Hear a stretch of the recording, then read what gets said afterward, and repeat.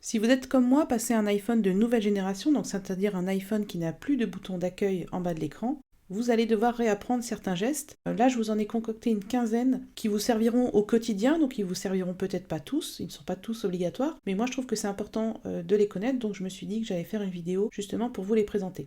Le bouton d'accueil, donc qui est situé en bas de l'écran, servait également à vous identifier grâce à votre empreinte digitale et grâce à Touch ID. Sur les iPhones sans bouton d'accueil, c'est Face ID, donc c'est une caméra en haut de l'écran qui permet le déverrouillage grâce à votre visage et non plus grâce à votre empreinte digitale.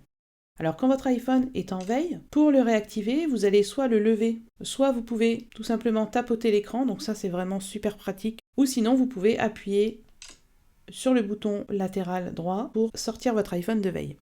Vous voyez, là, il a reconnu mon visage, donc le cadenas est déverrouillé. Et donc pour accéder à l'écran d'accueil, je peux tout simplement faire glisser mon doigt du bas de l'écran vers le haut et j'arrive sur mes applications. Lorsque votre iPhone est en veille, vous n'avez pas besoin d'attendre que le petit cadenas soit déverrouillé pour accéder à vos applications, hein, vous pouvez le faire directement. Ça se fait en quelques secondes, comme vous voyez, et franchement, c'est vraiment très très pratique. Pour réaliser une capture d'écran, cette fois-ci, vous allez appuyer sur le bouton droit et vous allez appuyer sur le bouton gauche en haut. Je vous renvoie vers le tutoriel sur les captures d'écran. À mon avis, vous allez apprendre quelques astuces plutôt sympas. Pour invoquer Siri, maintenez le bouton droit appuyé quelques instants. Pour éteindre votre iPhone, vous allez appuyer sur le bouton droit et sur le bouton gauche en bas. Vous maintenez les deux boutons et vous avez diverses options, donc éteindre en faisant glisser comme ça. Les secours pour accéder à votre fiche médicale, donc je vous conseille de la remplir, c'est dans l'application Santé. Et vous pouvez, vous, en cas d'urgence, passer un appel d'urgence. Lorsque votre iPhone est sur l'écran de verrouillage comme ça, vous pouvez accéder à la lampe torche en appuyant sur le bouton en bas à gauche. Vous pouvez accéder à l'appareil photo en maintenant un appui sur le bouton en bas à droite. Personnellement, je trouve pas ça très rapide, donc je préfère garder le geste que je faisais avant, c'est-à-dire faire glisser mon doigt de la droite vers la gauche, et pareil, j'accède à l'appareil photo. Lorsque vous êtes dans une application, pour en sortir et revenir à votre écran d'accueil, vous faites glisser votre doigt du bas de l'écran vers le haut. Si vous avez beaucoup de pages d'application, pour revenir à la première page, pareil, vous faites glisser votre doigt du bas vers le haut et vous revenez tout de suite à votre première page.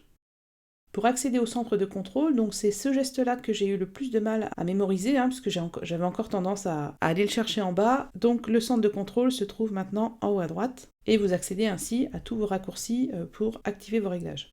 Pour accéder au centre de notification, vous faites glisser votre doigt du haut de l'écran au milieu vers le bas. Lorsque vous êtes sur une page web comme ça qui est assez longue, au lieu de remonter manuellement, vous pouvez tapoter sur l'heure ici pour remonter tout de suite tout en haut de la page. Pour modifier le rangement de vos applications, donc vous restez appuyé comme avant, ça n'a pas changé. Et donc soit vous appuyez une fois que c'est fait sur OK qui se trouve en haut à droite, ou soit vous remontez légèrement comme ça pour valider le changement d'ordre des applications.